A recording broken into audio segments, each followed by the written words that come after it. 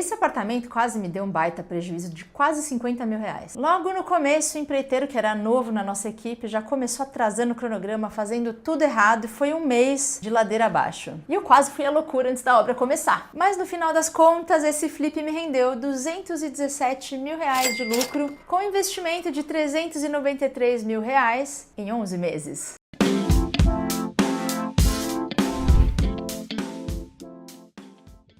Nesse vídeo aqui eu vou entregar tudo. Vou contar passo a passo como foi o nosso flip AP do Bosque. Nele a gente fez a compra, a gente fez a reforma e revendeu esse imóvel com lucro lá no final, mas não foi tão simples quanto parece. A gente enfrentou alguns percalços e eu vou te contar aqui exatamente como a gente fez para resolver isso sem ter prejuízo. E no meio dessa história toda teve uma decisão que me fez manter o prumo e conseguir arrematar essa história até o final e ter, óbvio, um lucro substancial, afinal é para isso que a gente trabalha. Então fica aqui até o final para saber exatamente como que eu conduzi esse house flipping do começo até o final dele, sem perder a cabeça e o dinheiro.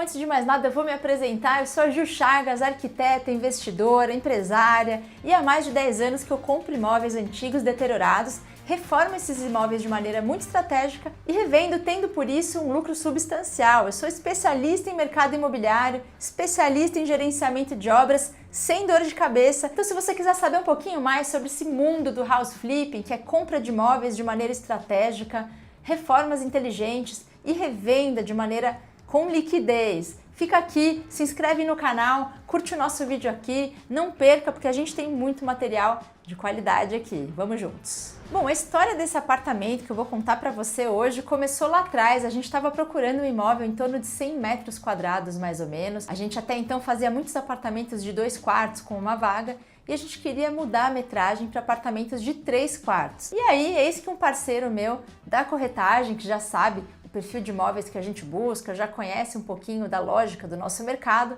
me ligou e falou: Ju, tem um imóvel que é o seu número. E aí a gente chegou nesse apartamento, ele estava completamente abandonado, tinha barata para todo lado, estava muitos anos ali sem manutenção, tinha até prumada de esgoto aberta, estava um caos, antigo, com pedaços de coisas retrô. E aí a gente percebeu que ele poderia ter um problema estrutural. Eu fiquei com bastante receio. Ele era um apartamento que já tinham tirado um quarto dele, ele era de 3 quartos originalmente, e aí ele já estava com 2 quartos, só que tinha uma fissura na viga dele, e ali me acendeu um alerta muito grande, porque isso poderia ser um problema que poderia causar um prejuízo gigantesco antes mesmo de começar. Quando eu fui olhar esse condomínio, de primeira eu fiquei muito apaixonada por ele, porque ele tinha muitas áreas comuns interessantes.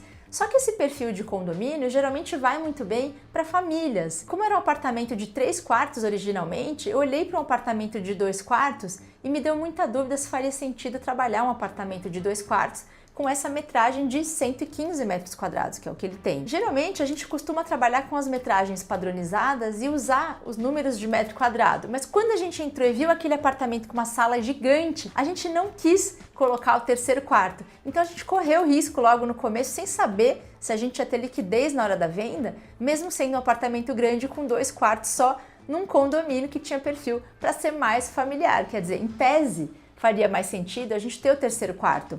Mas a gente queria entender se existia esse público um pouco mais nichado, que queria 2 quartos, ou só precisaria de 2 quartos, e queria uma sala maior, que é raríssimo, né, para 2 quartos. A priori, esse apartamento estava anunciado a R$800 mil, o que, em tese, era um preço barato para a região e para a tipologia de apartamento. Mas quando a gente entrou lá e a gente viu uma viga com uma rachadura de fora a fora, a gente acendeu a luz vermelha. Eu falei, meu Deus, se eu tiver um problema estrutural... O custo de obra muda completamente, então eu não posso arcar com o valor, mesmo que pareça barato, sem ter certeza de que ali não vai dar um problema. Ou eu já tenho que negociar isso antes, na margem do preço, para eu poder paliar um possível problema ali. Foi aí que eu mandei uma proposta de R$700 mil, 100 mil abaixo, que não é tão comum na hora de negociar, mas para aquele caso específico eu achava que cabia. Ele já estava barato, mas eu precisava derrubar o preço, porque se eu tivesse que enfrentar um problema estrutural, a bucha podia ser realmente muito grande. Ah, e tem mais um detalhe, esse apartamento estava no meio de um inventário que não tinha sido finalizado ainda. Então, além de ter uma questão possivelmente estrutural, a gente tinha que fazer um pedido de alvará judicial para o juiz liberar a venda,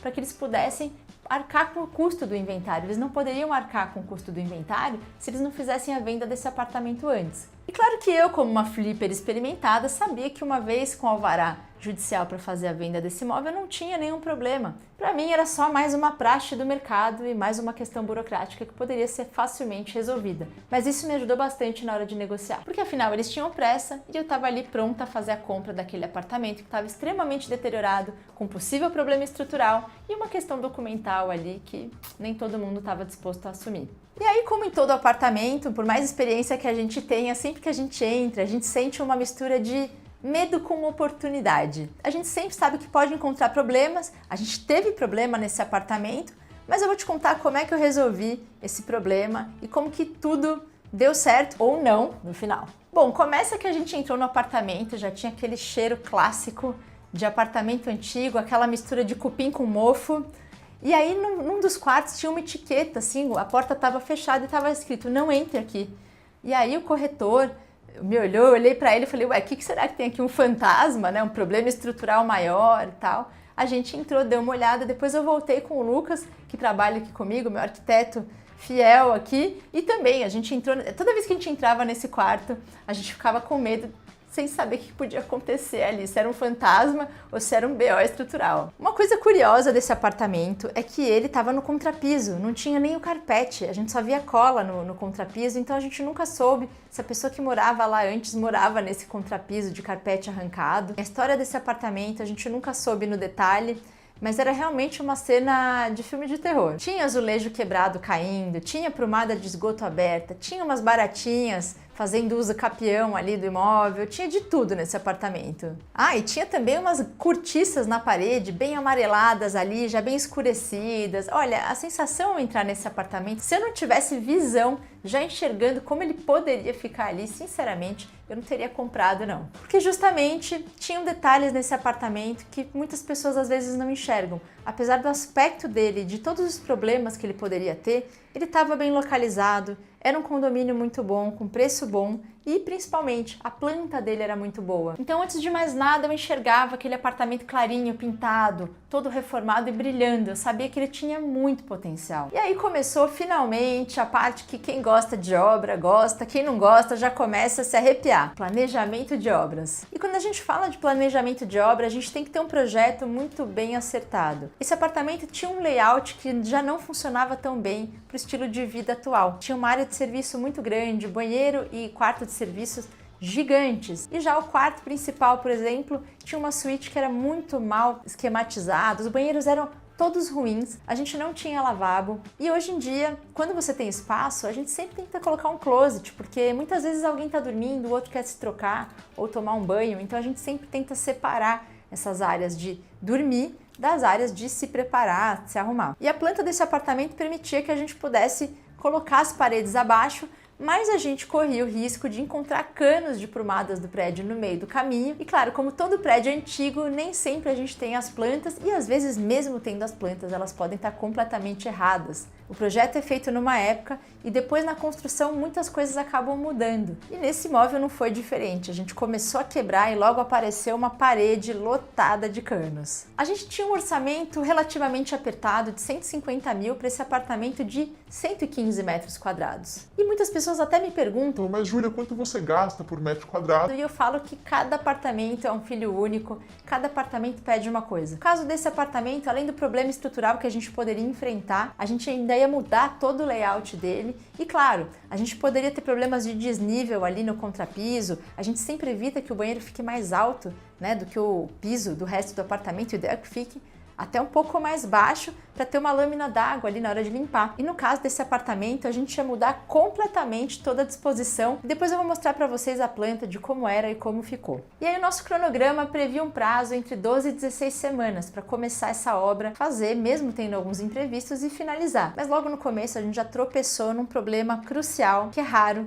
mas acontece. Acontece que esse prédio não permitia o uso de marteletes, e mesmo a gente sabendo que o martelete é mais barulhento, ele é mais seguro, porque ele tem uma área de impacto muito mais controlada. Ele só vai fazer impacto num determinado raio. Quando você quebra na porrada, você pode ter rachaduras às vezes até 10 andares acima daquele imóvel. Mas como esse era um prédio de muitas pessoas antigas e muito receosas, o barulho do martelete colocava medo nas pessoas, então eles decidiram proibir o uso de martelete naquele condomínio. Gente, uma demolição com martelete leva uma semana. Sem o martelete, pode levar um mês e meio. Foi exatamente o que aconteceu.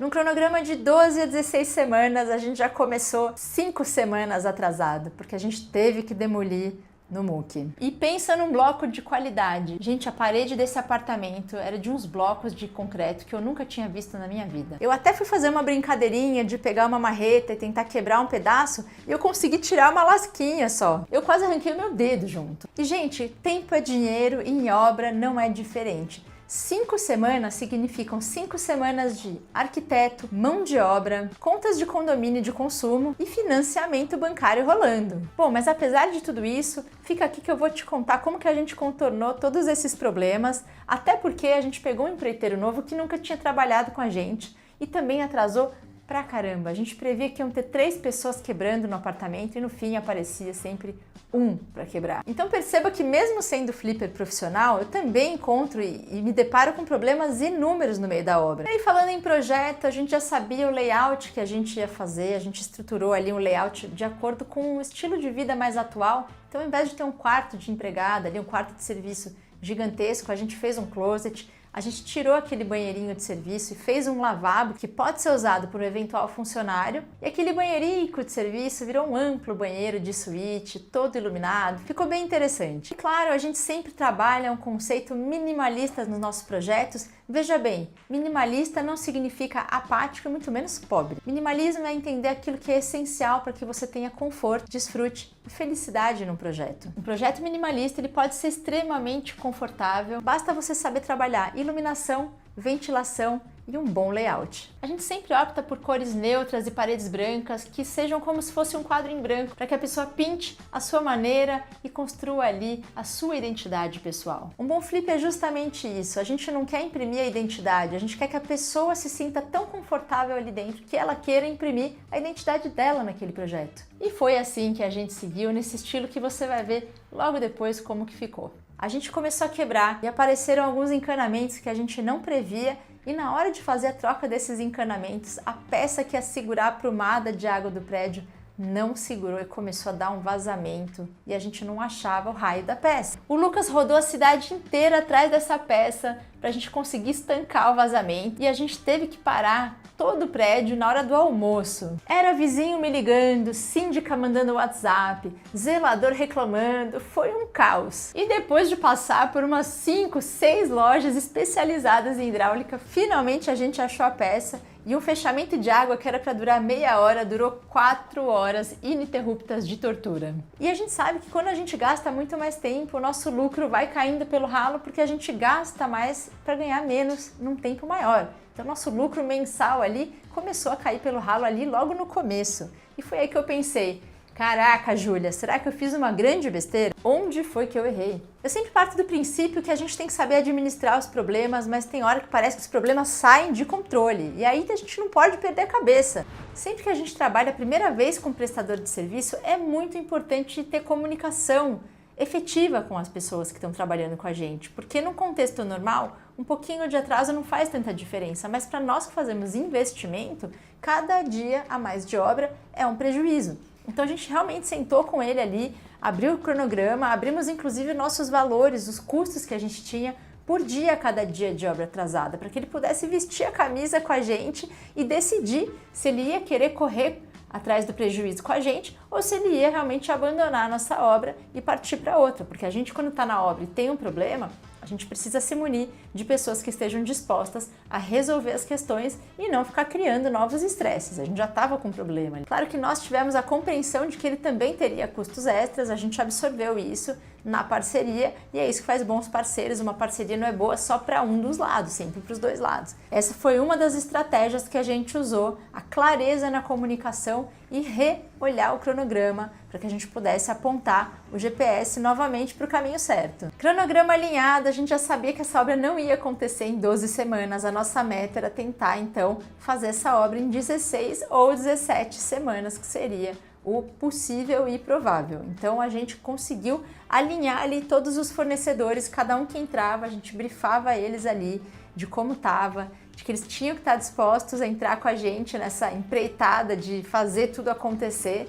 E a gente sempre escolhe os fornecedores que entendem o que a gente está fazendo e tem respeito pelo nosso trabalho. E isso você só consegue com duas coisas: clareza na comunicação e parcerias.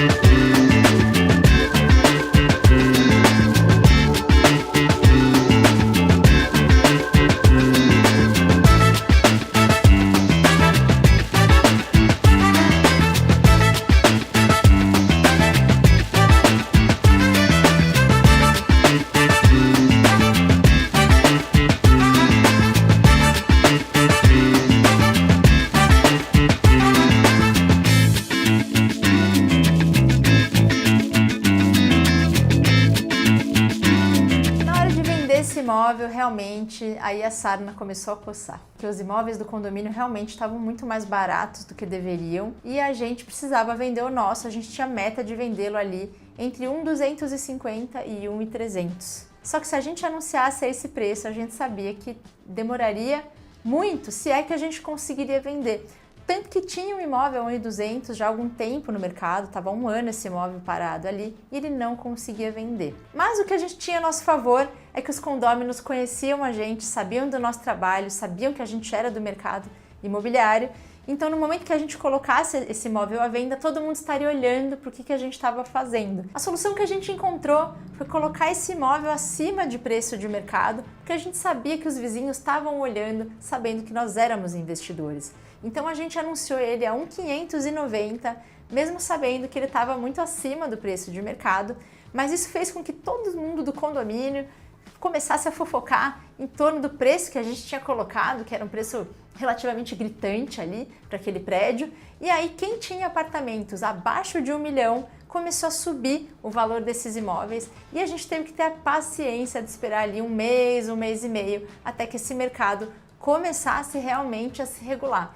Quando isso aconteceu, a gente foi gradativamente reduzindo o valor do nosso imóvel até chegar no valor de 1.290. Esse valor ficou anunciado cerca de 20 dias mais ou menos. A gente teve inúmeras visitas ao longo desse tempo, porque aí realmente o valor já estava próximo do seu valor de mercado. Na mesma semana a gente recebeu 3 propostas nesse apartamento, inclusive uma proposta a gente já estava quase fechando, era uma proposta financiada, e aí chegou uma outra pessoa e falou: não, eu quero, eu pago e eu não quero nem desconto, eu vou pagar no valor de anúncio. Então essa pessoa cobriu a proposta e aí a gente fechou no valor de anúncio, a gente não deu nem desconto e foi um sucesso total. A gente sempre estima aí entre 2 e 4 meses de tempo de venda, esse apartamento levou 3 meses, então mesmo com o nosso começo ali um pouco conturbado, a gente conseguiu contornar toda a situação.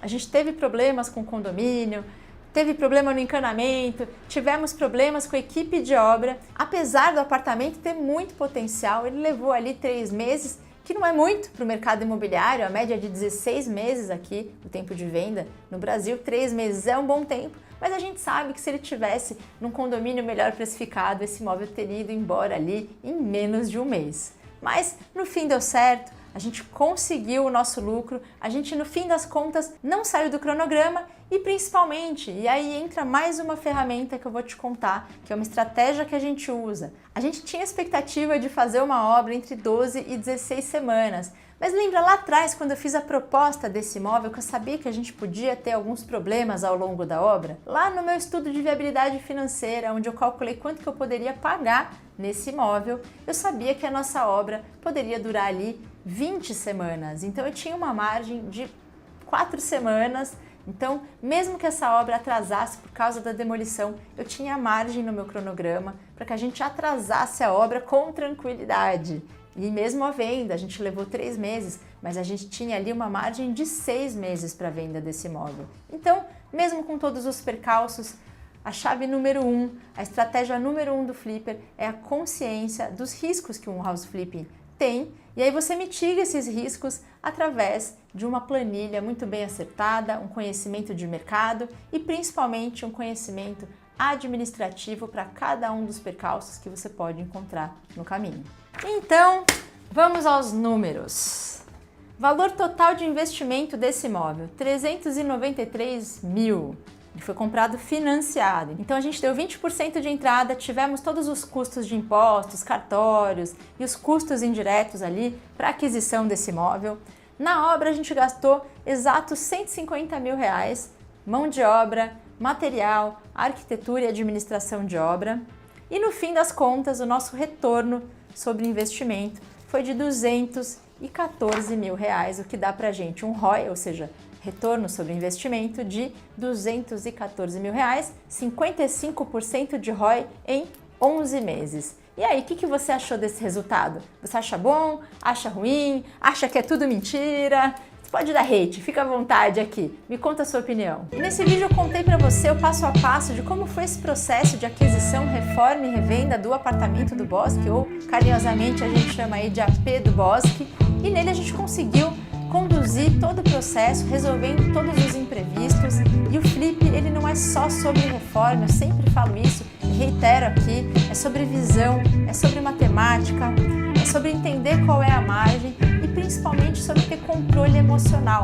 O Flip não acontece do dia para a noite, esse processo durou 11 meses e cada um dos processos que vinha trazendo percalços onde a gente achava que talvez não tivesse luz no fim do túnel, né, um leigo principalmente, nós que já temos experiência conseguimos levar isso com mais tranquilidade, com clareza do processo, olhando sempre lá na frente, porque a gente antes de começar já entrou ali com mais clareza. Se você quer saber mais sobre House Flip e quais são os erros a serem evitados ao longo desse processo por quem já conhece e faz isso há muitos anos, dá uma conferida nos links que a gente tem aqui na descrição desse vídeo ou no comentário fixado nele. Então deixa aqui nos comentários a sua opinião, me conta se você gostou, se você tem mais alguma dúvida que você gostaria de saber do AP do Bosque, se tem algum assunto que você quer que a gente fale aqui no nosso canal do YouTube, e eu espero você muito em breve nas próximas. Tchau!